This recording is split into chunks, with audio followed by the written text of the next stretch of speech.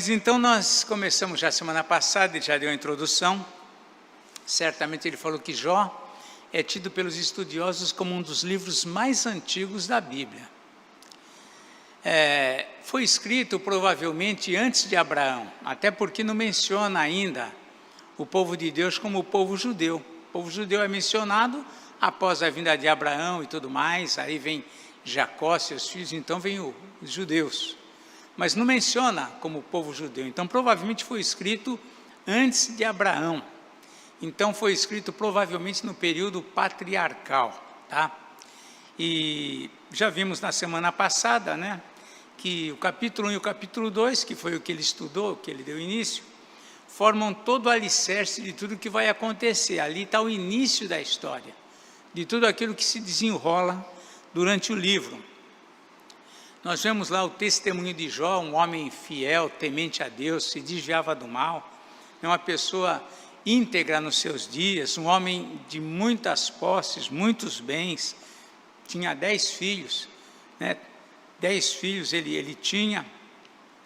E aí nesse contexto, nós vemos lá que Satanás, lá numa situação que nós não temos como entender isso. Como que é isso, Satanás? Não adianta ele tentar entender algumas coisas, se a Bíblia não falou como que é isso, não tenta você dizer o que é, porque você está arriscado a falar o que não é. Mas ele lá se apresenta lá diante de Deus, e o Senhor fala, observaste meu servo Jó? E ele fala, claro que ele é fiel, claro que ele anda contigo, porque está tudo bem na vida dele, está tudo certinho. Aquela ideia comum, mas que ele sabe que para o homem faz diferença. E aí o Senhor permite que Jó então tenha um ataque lá aliás, que Satanás tenha um ataque contra a vida de Jó. E nesse primeiro ataque, Satanás então tirou tudo de Jó. Tirou, né, os filhos morreram, os 10 filhos num só dia morreram. Perdeu todos os bens dele num só dia, perdeu tudo. Perdeu tanto bens, se fosse que fosse imóveis, porque caiu lá um raio que destruiu tudo. Os animais foram levados por inimigos. Enfim, Jó perdeu tudo o que ele tinha. Mas ainda assim ele permaneceu fiel ao Senhor. E mais uma vez, o encontro lá de Satanás com o Senhor, e Deus fala, está vendo meu servo Jó? Perdeu tudo, mas continua fiel. Ele falou, tá bom, mas então toca na pele dele, para ver se ele não vai blasfemar contra ti. E o Senhor permitiu, mas impôs um limite, o que ensina para nós que Satanás ele não age fora dos limites que Deus permite. Essa ideia de que a força do bem de Deus é igual à força do mal em Satanás, de modo nenhum. Deus é o Senhor. E Satanás então se submete porque ele não tem, lógico, não tem escolha, não tem opção. Então o Senhor diz, você pode tocar na pele de Jó, mas não vai tocar na sua vida. E daí para adiante vem tudo que nós estamos aqui estudando, né? Estamos estudando. Reverendo Edivaldo veio aqui no capítulo 1 até o capítulo 2, né?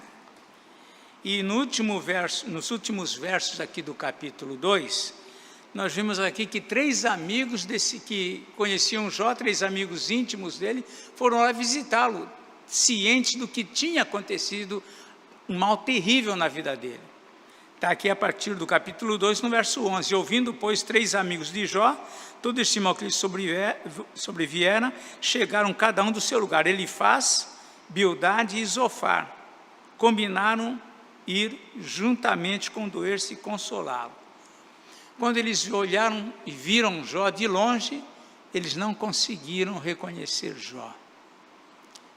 O quadro de Jó, porque vieram-lhe tumores, né? Satanás atacou contra ele, ele ficou ferido de tumores, da cabeça até os pés, ferido por tumores, e raspou a cabeça por conta de toda essa ferida, raspou a cabeça, e quando eles chegaram até ele, diz que eles se sentaram na terra junto com Jó, ficaram ali 7 dias e 7 noites sem falar uma palavra. Então é a partir daí que nós vamos tratar aqui, né? Diante do sofrimento de Jó, seus amigos entenderam que o melhor conforto seria simplesmente ficar ao seu lado. Às vezes, diante do sofrimento de uma pessoa, o que ela mais precisa é ter alguém por perto. Às vezes não tem nem o que se falar. Já chegamos a visitar enfermos que a gente vai falar o quê? Diante do quadro que a pessoa está. E esses amigos, eles fizeram isso. Ficaram ali calados, né? E aí, quando dá início ao capítulo 3, é quando inicia-se o capítulo 3 com essa expressão. Depois disto, Jó passou a falar. Ele passou a falar. 7 dias, 7 noites, calado, sofrendo, dores terríveis. Disseram aqui que nenhum lhe dizia, está aqui no verso 13 do capítulo 2, e nenhum dizia palavra alguma, pois viam que a dor era muito grande, o sofrimento era muito intenso. O texto não descreve, a Bíblia não tem essa propriedade como o escritor ficar descrevendo, se ele estava gemendo, se ele estava ali engruvinhado.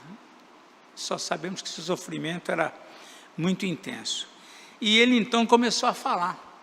E aí diz aqui o texto que ele passou a falar e amaldiçoou seu dia natalício. Aí nós vemos as palavras dele do verso 1 ao verso 10, o seguinte, vamos lá. Depois disso passou Jó a falar e amaldiçoou seu dia natalício. Disse Jó, pereça o dia em que nasci e a noite em que se disse, foi concebido um homem.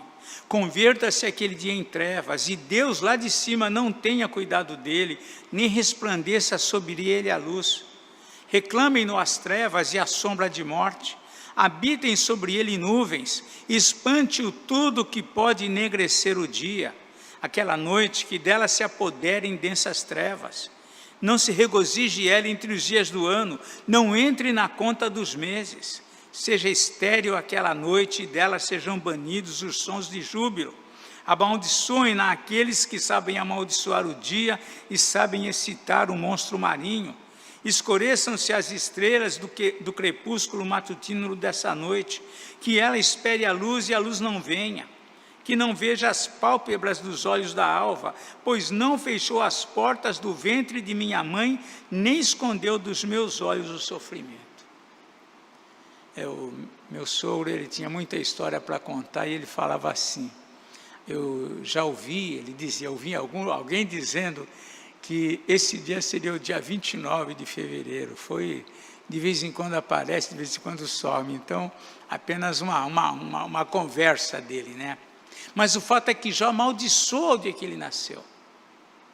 Tal é o sofrimento dele, era um homem que temia a Deus, se desviava do mal, tinha um testemunho reconhecido por todos, mas o sofrimento, e esse nós colocamos como tema o seguinte, né? A angústia pode tornar amargo até o cristão mais fiel. A angústia pode tornar amargo até o crente mais fiel. E aqui nós vemos Jó vivendo essa realidade. Lembrando que o livro de Jó, ele é um cântico, ele é tido como um livro dos cânticos, ele é escrito em forma de poesia. Então Jó está aqui amaldiçoando o dia em que ele nasceu. E as palavras dele denotam a dimensão do seu sofrimento. Talvez a gente fale, como que pode um homem amaldiçoar o dia que nasceu?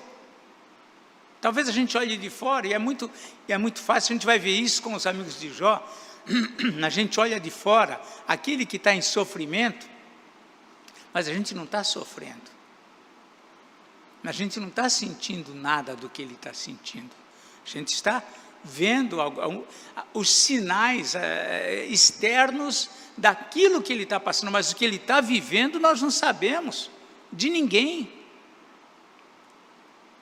Então as palavras dele denotam a dimensão do seu sofrimento, perdeu todos os seus bens, suas ovelhas, lá no início do livro, ele descreve quantas ele tinha, suas ovelhas, seus bois, seus jumentos, seus camelos, suas casas, perdeu seus filhos, 10 filhos em um só dia, perdeu 10 filhos, que dor é essa? Foi ferido de tumores malignos na cabeça aos pés. Uma coisa é quando a gente olha para Jó daqui de fora, conhecendo a história, e sabemos que Deus está no controle, que é Deus. Jó não tinha noção do que estava acontecendo na vida dele. De repente, ele que era um homem fiel a Deus, temente ao Senhor, se vê perdido, acontecendo toda a sorte de infortúnio sobre a vida dele. Nós não conseguimos dimensionar isso. O que é isso? Se coloca no lugar dele. Como que vai se colocar no lugar dele? Você não consegue. É um lugar muito difícil para você se posicionar. Uma notícia, perdeu seus filhos. Como? Então, tudo isso pesava sobre ele. Após o período de silêncio, Jó se manifesta e, em face do seu sofrimento, ele levanta a questão: por que eu nasci? Por que eu nasci? Então, essa é a questão que ele lança aqui. Em todas as palavras de lamento, é interessante também, em todas as palavras de lamento dele, ele não se dirige diretamente a Deus, ainda que em última análise, sim, mas ele não menciona em momento algum alguma palavra diretamente contra Deus. Ele fala contra o dia que ele nasceu, ele fala contra a noite que ele nasceu, porque não aconteceu, porque não houve trevas, porque aquele dia aconteceu. Ele lança tudo isso, mas ele não está se dirigindo diretamente a Deus. No verso 3 ele clama: pereça o dia em que eu nasci. E no verso 7 ele diz: seja estéril aquela noite. Ele aponta figuras como responsáveis pelo seu nascimento, mas ele não apresenta, embora a gente vai ver que ele sabe, mas ele não apresenta diretamente Deus como sendo responsável por aquilo que ele está passando. Jó não consegue conter-se, desabafa, expõe a sua indignação. Os versos 11 aqui a 26, nós vemos isso. No verso 11 em diante diz assim: por que não morri eu na madre? Por que não expirei ao sair dela? Por que ouvi regaço, colo, que me acolhesse? Por que peitos que eu mamasse? Porque já agora repousaria tranquilo, dormiria, e então haveria para mim descanso com os reis e conselheiros da terra, que para si edificaram mausoléus, ou com os príncipes que tinham ouro e encheram de prata as suas casas, ou como aborto oculto eu não existiria, como crianças que nunca viram a luz.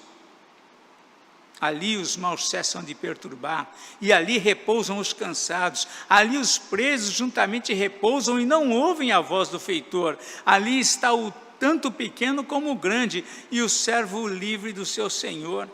Porque se concede luz ao miserável e vida aos amargurados de ânimo, que esperam a morte e ela não vem. Eles cavam em procura dela mais do que tesouros ocultos. Eles se regozijariam por um túmulo, exultariam se achassem a sepultura. Porque se concede luz ao homem cujo caminho é oculto e a quem Deus cercou de todos os lados? Porque em vez do meu pão me vêm gemidos e os meus lamentos se derramam como água? Aquilo que temo me sobrevém e o que receio me acontece. Não tenho descanso, nem sossego, nem repouso e já me vem grande perturbação. Ele está colocando para fora tudo aquilo que ele sentia. A experiência de Jó nos ensina que a dor do sofrimento pode fazer aflorar amargura na vida da gente. Mesmo uma pessoa mais mansa, mais doce, mas a angústia pode afetar. E aqui nós estamos vendo Jó falando coisas fortes, pesadas, por conta de todo o sofrimento que ele estava vivendo. Na nossa amargura pode vir palavras duras, reações bruscas, falarmos coisas que jamais falaríamos, nem aprovaríamos que alguém falasse. Mas a amargura, a angústia, faz isto acontecer, como está nos versos 11 e 12. Por que não morri eu na madre? Por que não expirei ao sair dela? Porque houve regaço que me acolhesse, e por que peitos para que eu mamasse? Coisas que provavelmente antes lhe eram motivo de gratidão, se tornaram razão da sua dor. Antes, provavelmente, ele agradeceu pela vida, com certeza. Um homem temente a Deus, que conhecia o poder de Deus, era alguém que era grato. Mas agora ele pergunta, por que eu nasci? Provavelmente ele era grato à mãe dele, que acolheu, que amamentou, que cuidou dele, mas agora ele pergunta, por que houve regaço que me acolhesse, por que peitos para que eu mamasse? Aquilo que antes era motivo de gratidão e de louvor, nesse momento forte de angústia que ele está vivendo, essas coisas, ele fala, por que eu tive tudo isso? Se eu não tivesse tudo isso, eu teria morrido. E não estaria passando pela dor, pelo sofrimento que eu estou passando. Essa é a ideia dele. Ele declara que a morte seria o melhor para ele, um descanso. Está aqui nos versos 13 a 19, ele fala sobre isso. Porque se ele não tivesse nascido, se ele não tivesse mamado e tivesse morrido, ele diz aqui no verso 13, porque já agora repousaria tranquilo, dormiria e então haveria para mim descanso. Eu não estaria passando por essa dor que ele agora estava passando. E isso nos adverte, nos ensina. Facilmente a gente emite um juízo ou uma avaliação sobre a dor do outro, sobre a dor das pessoas. Às vezes nós julgamos, não é para isso, né? Às vezes a pessoa passa por uma situação, seja enfermidade, seja uma perda, seja alguma coisa que mexe com ela, que entristece profundamente, e nós de fora às vezes emitimos um juízo sobre aquilo que ela está vivendo. Isso é próprio do ser humano, porque a gente avalia o outro à luz da minha própria vida, mas à luz de uma vida que não está passando por aquilo que o outro está passando. Então nós facilmente andamos por esse caminho, mas como a gente vai saber o quanto a dor do outro dói? Você não tem como avaliar isso. E nós às vezes achamos que temos. Nós pensamos que nós temos como avaliar a dor do outro, mas nós não temos como avaliar a dor do outro. Deve ser uma coisa terrível alguém estar num leito, por exemplo, num hospital, num leito, completamente mal, desconfortável, e o enfermeiro ou alguém que visita fala, não é para isso também. Só ele, só ela sabe como que ela está, o que ela está sentindo, ninguém mais sabe. Nós não sabemos. Essa empatia, essa misericórdia, são poucos que têm a ponto de se doer, quando o outro está dizendo, olha, está doendo muito, e a pessoa entender um pouquinho mais aquilo que está acontecendo. Geralmente nós emitimos um juízo bem diferente daquilo, então nós não sabemos o quanto lhe dói. Quem sabe de fato o quanto a dimensão de algo que aborrece o outro? Você não sabe. Só Deus sabe o que alguém está sentindo. Ele tem como avaliar, mas nós não temos. Por outro lado, quem sabe a medida exata daquilo que o outro sofre? Não tem como medir isso. Eu creio que Deus avalia as nossas palavras, as nossas atitudes, as nossas reações, à luz da dimensão da nossa dor, mas só Ele sabe isso. Às vezes que nós ouvimos alguém falar no momento que ele está magoado, machucado, às vezes para a gente aquilo foi exagerado, mas quem sabe, Deus olhando fala, não foi exagerado, porque a dor era muito, mas para nós não. Então nós emitimos juízos e pensamentos que não nos cabem. Jó fala aqui, quando ele questiona, ele fala acerca daqueles, inclusive, que desejam a morte, né? Nos versos 20 e 22, ele fala: por que se concede luz ao miserável e vida aos amargurados de ânimo, que esperam a morte, ela não vem, né? Eu fico imaginando, nesse mundo que a gente vive, é um mundo muito diversificado de situações, né? Enquanto para uns a vida é uma alegria, para outros está vivendo tristeza profunda. Alguns estão vivendo tristeza profunda com razão, outros vivem uma tristeza profunda sem motivo para isso. Também é muito variadas as situações. Mas há pessoas que vivem desejando a morte. Infelizmente não são poucos. Às vezes pessoas que a gente nunca imagina, mas está desejando para si a morte. Então nós vemos aqui Jó, em meio a essa angústia que ele está vivendo, ele está colocando aqui também essa questão de esperar pela morte, e a morte não vem. Ele diz no verso 22, eles se regozijariam por um túmulo, e exultariam se achassem a sepultura. É a forma como ele descreve aqui a dor dele, e certamente de muitos. Ele diz: aquilo que eu temo me sobrevém, está aqui no verso 25, aquilo que eu temo me sobrevém. Provavelmente aqui ele se referia a tudo aquilo que tinha acontecido com ele, né? Aquilo que ele temia. Quem não teme pelos filhos a vida que a gente vive? A gente ouvimos notícias aí todos os dias, pessoas, né? É bala perdida, é não sei o que, é assalto, é acidente, é não sei o que. Quem não teme pela vida da família? Ele temia, mas como ele diz, aquilo que eu temo me sobrevém.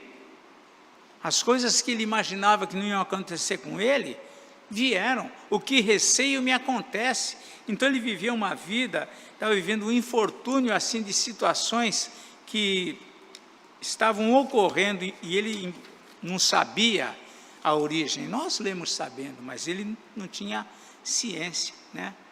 A família, todos os bens, e tudo isso tinha um peso maior ainda. Por quê? Porque ele era um homem que cuidava da vida dele com Deus, ele cuidava da vida espiritual dos filhos, ele reunia os filhos para oferecer sacrifício a Deus, e quem sabe nesse momento ele fala: o que está acontecendo? Todo o acontecido aqui com ele fugia aos limites da razão dele. Jó estava indo além da sua razão. Jó tinha ciência de que o bem e o mal, em última análise, procedem de Deus, né? Esse é um tema delicado. Como assim, pastor? O bem e o mal procedem de Deus, né? Mas a gente não precisa temer nem evitar essa situação. Deus é soberano sobre todas as coisas, indistintamente sobre o bem e sobre o mal. Tudo está sob o controle de Deus e nada foge aos seus decretos. Alguma coisa acontece que Deus não permita? Nada. Porque Ele é o Senhor. Ele é o que comanda, o que governa todas as coisas. Ele diz que nem um fio de cabelo vai cair da nossa cabeça, sem que do céu o Senhor permita.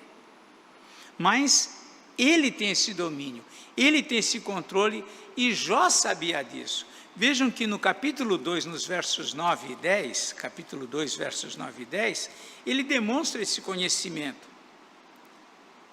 Ele já tinha passado pelos infortúnios, né? Já tinha perdido a família, já tinha perdido tudo, e agora, aqui no versículos 9 e 10, vemos aqui no 8, diz assim, Jó, no capítulo 2, 8, Jó sentado em cinza tomou um caco para com ele raspar-se. Ele já estava tomado de tumores. A essa altura tinha perdido toda, só sobrou a esposa. A esposa ainda sobrou e ainda para atormentar ele, né? Parece que Jó vai ficar só aqui alguém para ti. Então, e a mulher disse para ele depois daquilo: olha, amaldiçoa o teu Deus e morre, Jó. O que você vai esperar mais? Mas aqui no capítulo 2, verso 8 em diante, diz assim: Jó, sentado em cinza, tomou um caco para com ele raspar-se. Aí vem. Então sua mulher lhe disse: ainda conservas a tua integridade? Ainda vai se raspar? Ainda vai fazer a barba ou coisa desse tipo? Amaldiçoa a Deus e morre. Mas ele respondeu: falas como qualquer doida. Temos recebido o bem de Deus e não receberemos também o mal? Vejam que Jó tinha consciência que tanto o bem que ele recebeu, como o mal que estava acontecendo, vinham de Deus. Ele tinha consciência que Deus era, em última análise, Deus era o Senhor da vida dele. Seja para ele ser elevado ou para ele ser rebaixado, Deus era o Senhor. Ele tinha consciência disso. Ele sabia que nada foge à vontade de Deus. Então ele tinha consciência disso. E nós também aqui precisamos aprender isso e aplicar isso à nossa vida. Não temos medo de dizer: olha, acontece porque Deus permite. Ah, mas Deus permitiu uma perda, Deus tem propósitos que nós desconhecemos. Tem objetivos que nós não sabemos. O livro de Amós, capítulo 3, versículo 6. Amós, está lá, Amós, Oséias, Joel, Amós, está lá, Amós capítulo 3, versículo 6. O profeta diz o seguinte, e inspirado pelo Espírito Santo: tocar-se a trombeta na cidade sem que o povo se estremeça? Sucederá algum mal à cidade sem que o Senhor o tenha feito? É inevitável. Nada acontece sem que o Senhor permita. Isso não significa que ele se agrade, que ele queira puramente, mas Deus tem propósitos. O Senhor disse para Caim: olha, Caim, orientou a Caim: olha, Caim, o que está acontecendo? Você está aborrecido? Porque teu irmão foi aceito e você não? Se você proceder bem, você também vai ser aceito, mas se toda vez você proceder mal, o pecado já à porta, o desejo dele é contra ti, mas a ti cumpre dominá-lo. Deus podia ter impedido simplesmente de Caim fazer o que ele queria fazer, mas Deus permitiu. Então, nós precisamos entender que Deus é o Senhor absoluto de todas as coisas, e Ele permite segundo os seus propósitos. Lá em Êxodo 4, 10 e 11, isso daqui só estou indo mais além para a gente aprender, para a gente crescer em conhecimento também. Êxodo 4, 10 e 11, quando Moisés está lá se negando a ir tirar o povo, porque ele não falava direito, porque ele disse que ele era pesado de boca. Alguns defendem que ele talvez fosse alguém de lábio leporino, que não tivesse a boca pesada, é assim que ele se diz aqui, mas ele está dizendo aqui no verso 10, então disse Moisés ao Senhor: ah, Senhor, eu nunca fui eloquente. O Senhor queria que ele fosse lá falar com o faraó para tirar o povo, nem outrora, nem depois que falaste a teu servo, pois sou pesado de boca e pesado de língua. Então alguns defendem que essa é uma forma, naquela época não existia: olha, vamos diagnosticar aqui Moisés, você tem... Não havia um diagnóstico. Ele se expressa assim: eu sou pesado de boca e pesado de língua. Alguns imaginam, levantam a hipótese, mas o fato é que ele não conseguia falar como ele fluentemente. Respondeu o Senhor, está lá no verso 11: quem fez a boca do homem? Não é você, mas quem fez a boca do homem? Ou, ele continua, ou quem faz o mudo? Ou o surdo? Ou o que vê? Ou o cego? Não sou eu o Senhor? Deus é o Senhor. Deus é o Senhor.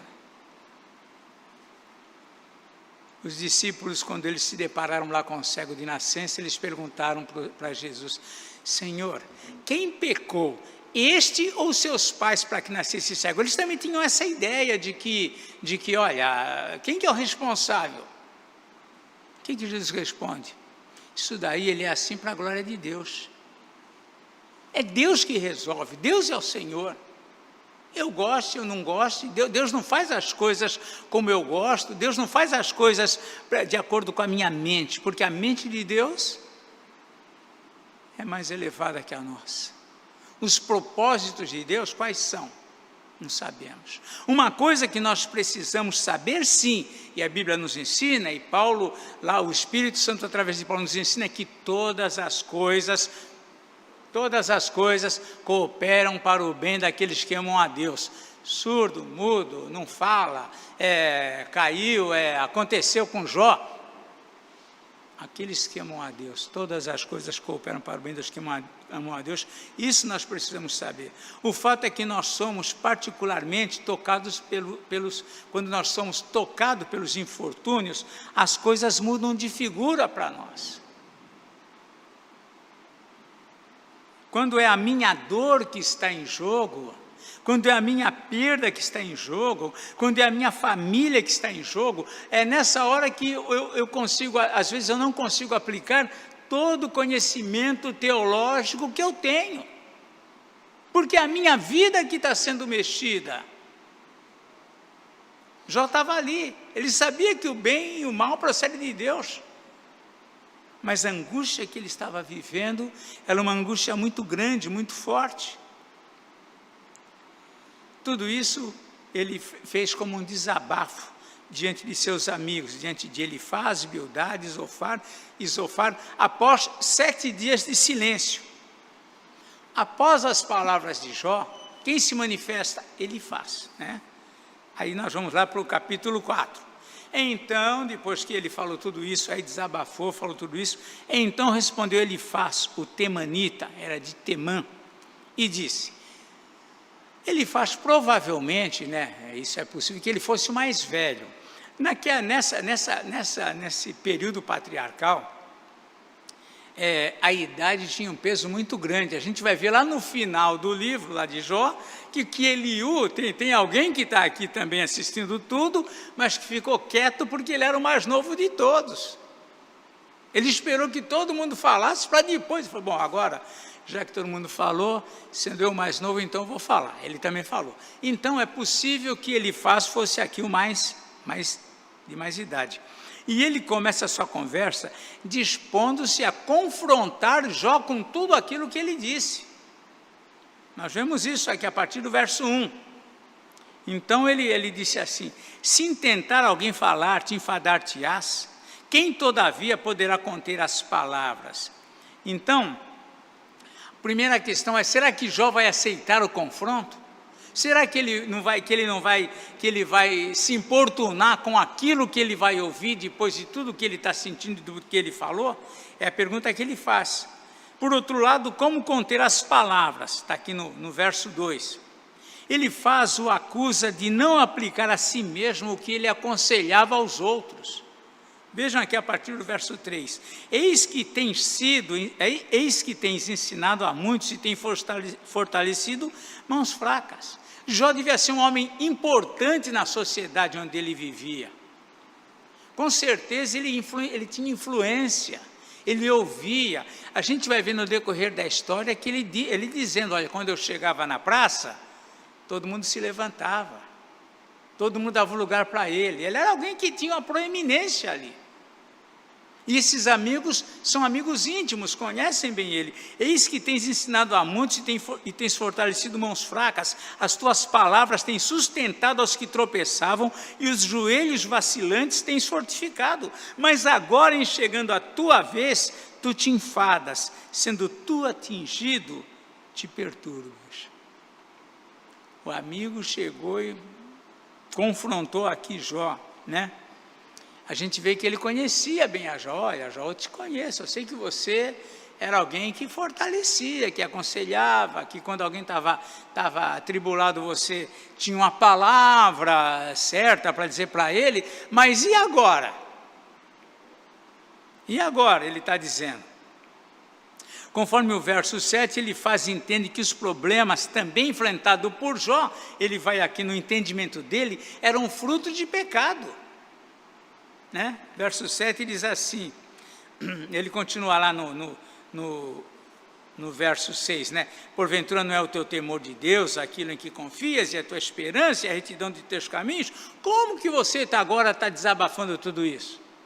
E no verso 7 ele continua lá, lembra-te, acaso já pereceu algum inocente? E onde foram os quietos destruídos? Então ele começa a dizer, Jó, alguma coisa errada você fez. Você cometeu algum erro. Você cometeu algum pecado para você estar passando por isso. Veja que esse é um pensamento mais comum entre nós. Quando a gente vê alguém passando por uma luta, um irmão passando por um infortúnio, coisas inexplicáveis estão acontecendo com ele, com a família dele, com o filho dele, sei lá com quem, a gente fala. A gente não fala, né? A gente fica aqui pensando, né? Alguma coisa errada tem aí. Elifaz pensa assim também, Elifaz vai por esse caminho. Lembra-te, acaso já pereceu algum inocente? Então, Jó, e você está perecendo, já pereceu algum inocente? Então, confrontava Jó aqui com essa situação. Ele entende que os problemas enfrentados por ele eram um problema fruto dos seus pecados, né? O 8 diz, segundo eu tenho visto, os que lavram a iniquidade e semeiam o mal, isso mesmo eles cegam. Você deve ter feito alguma coisa errada por aí, Jó, para você estar colhendo isso que você está colhendo. Então ele está aqui indo por essa lei, essa teoria se chama a lei da causa e efeito. Se você está passando por isso, é porque houve alguma coisa. A gente faz esse jogo aqui, né? E nesse pensamento ele defende os infortúnios, que os infortúnios estão reservados para esses que, como Jó, acabam sendo punidos por Deus. Olha, Jó, o que você está passando é por uma punição de Deus, por alguma coisa errada que você fez. É isso que ele está aqui lançando. Os versos 9 e 11 diz assim, ó, com o hálito de Deus perecem, esses que são os iníquos, os injustos, com o hálito de Deus perecem, e com o sopro da sua ira se consomem. Cessa o bramido do leão e a voz do leão feroz, e os dentes dos leõezinhos se quebram, perece o leão, porque não há presa, e os filhos da leoa andam dispersos. Ou seja, Deus vai aplacar esses que são os errados, os injustos, os que não são inocentes, vão ser aplacados por Deus. E aí ele faz em seguida, ele defende, né, ele alega ter tido visões. Ele continua, ele está dialogando com Jó, ele está querendo fortalecer o argumento dele, ele continua aqui. Verso 12. Uma palavra se me disse em segredo, e os meus ouvidos perceberam um sussurro dela. Entre pensamentos de visões noturnas, quando o profundo sono cai sobre os homens, sobrevieram-me o espanto e o tremor, e todos os meus ossos se estremeceram. Então o espírito, esse espírito aqui na língua hebraica, pode se referir tanto a um anjo como a um demônio. É um espírito, sem explicar a origem, tá? Então o Espírito passou por diante de mim, fez-me arrepiar os cabelos do meu corpo, parou ele, mas não lhe discerni a aparência. Um vulto estava diante dos meus olhos, houve silêncio e ouvi uma voz. Seria porventura o mortal justo diante de Deus? Seria acaso o homem puro diante do seu Criador? Então ele aqui está alegando ter uma visão nas quais um espírito, ou demônio, lhe dirige essa palavra, dos versos 17 até o verso 21. Ele continua lá, eis que Deus não confia, verso 18, não confia nos seus servos e aos seus anjos atribui imperfeições, quanto mais àqueles que habitam em casas de barro, cujo fundamento está no pó e são esmagados como traça, nascem de manhã e à tarde são destruídos, perecem para sempre sem que disso se faça caso.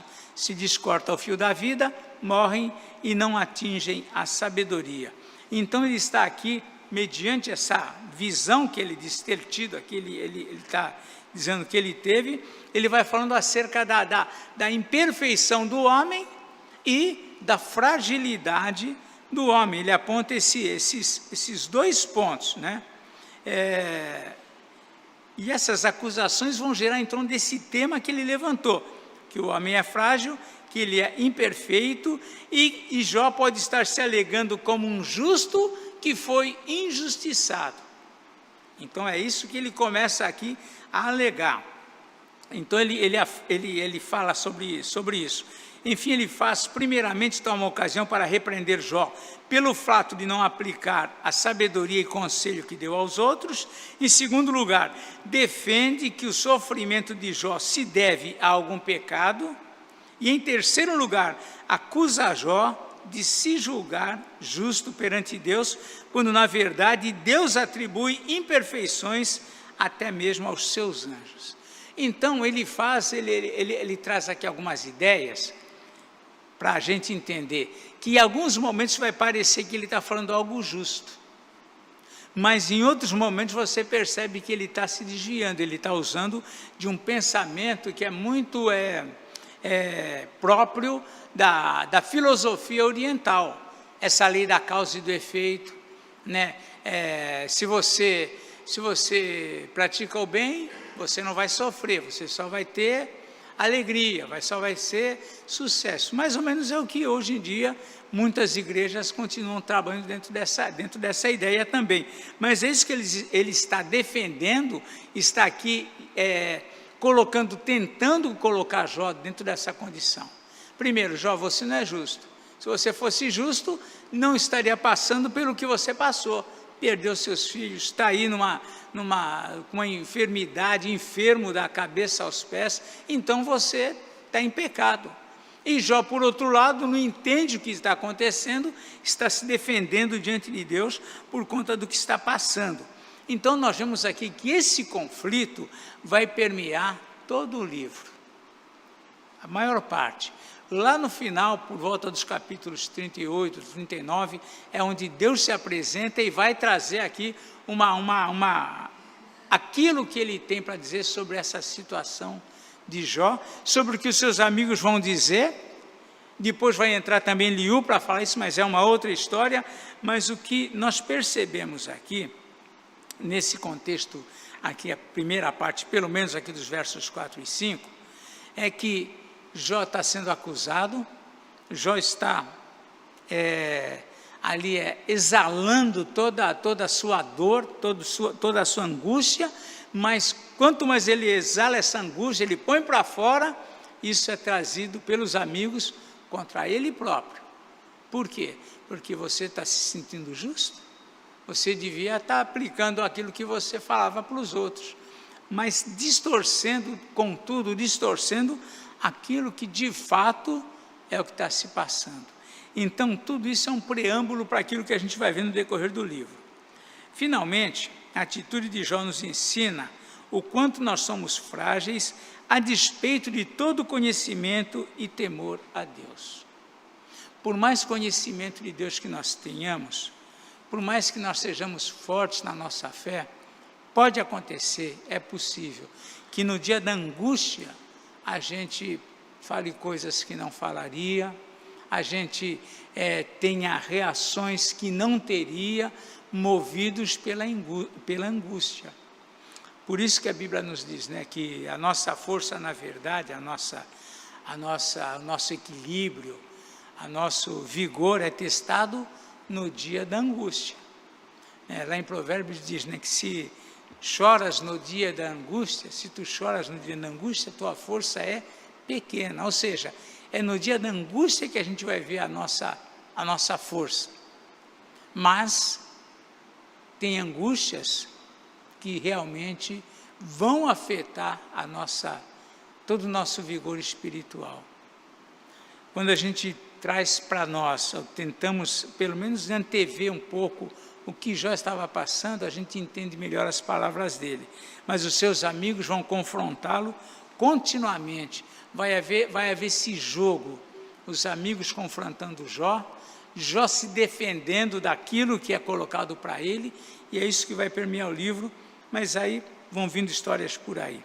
Mas o confronto de Elifaz nos mostra o quanto um aconselhamento requer temor a Deus, conhecimento, sabedoria e compaixão para com o próximo, né? Às vezes, nós não temos noção do que dizer para alguém que passa, às vezes, por angústias. E a gente pode correr o risco de se tornar um acusador, como estava sendo aqui Elifaz nesse momento com Jó. Mas vai ter todo um desdobramento aí pela frente. Alguém gostaria de falar alguma coisa, fazer alguma colocação? Não? Tudo sem resposta? Ai, ai. Pois não, Nora.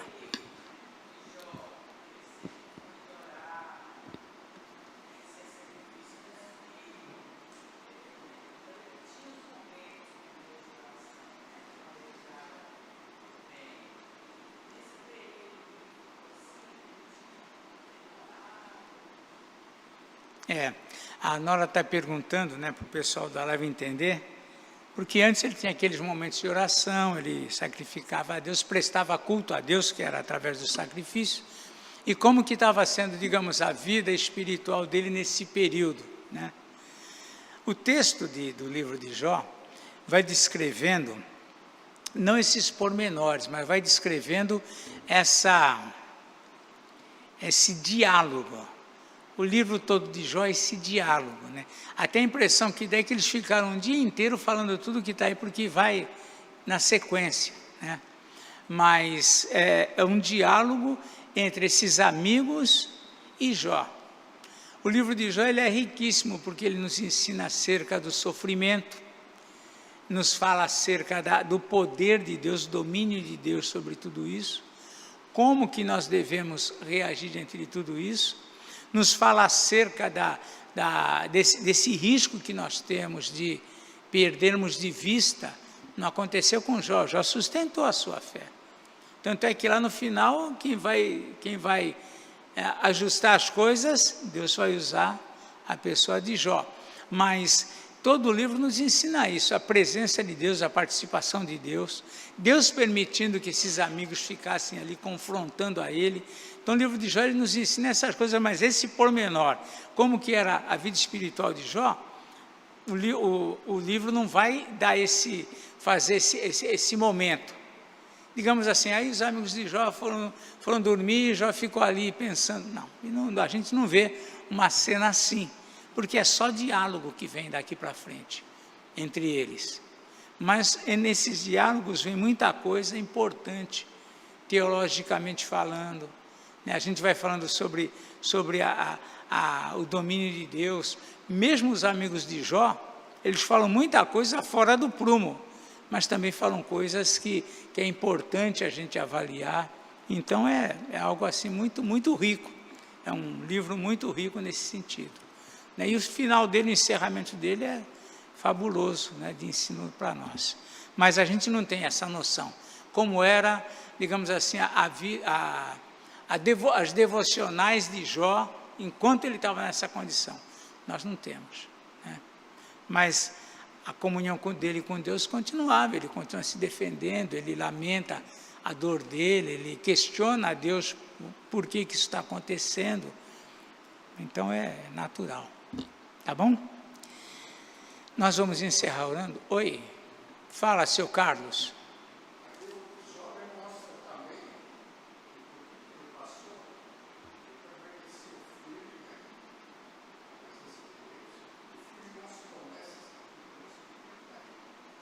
Sim, ele conhecia Deus, ele sabia que né, ele tem um momento em que ele fala uma coisa fantástica, né? Assim, que é uma frase excelente. Ele diz assim: eu sei que o meu Redentor vive e por fim se levantará sobre a terra. Mesmo naquele quadro todo, ele diz: meu Redentor vive e ele vai se levantar ainda. Ali é como ele Deus, né, usando a vida de Jó naquele momento, para emitir palavras acerca do Messias. Por quê? Porque essa ideia de que o Redentor se levantará sobre a terra vem desde ontem, vem desde lá dos dias de Adão, quando Deus falou para Eva lá, né, que da semente da mulher viria aquele que a destruiu, ou seja, eles aguardavam um Redentor, um Salvador. E aqui, Jó num dos textos lá, nesse meio a tudo isso, ele fala, eu sei que o meu Redentor se levantará sobre a terra. Então, ele de fato, mesmo em meio a toda a dor e sofrimento, a fé em Deus permaneceu viva no coração dele.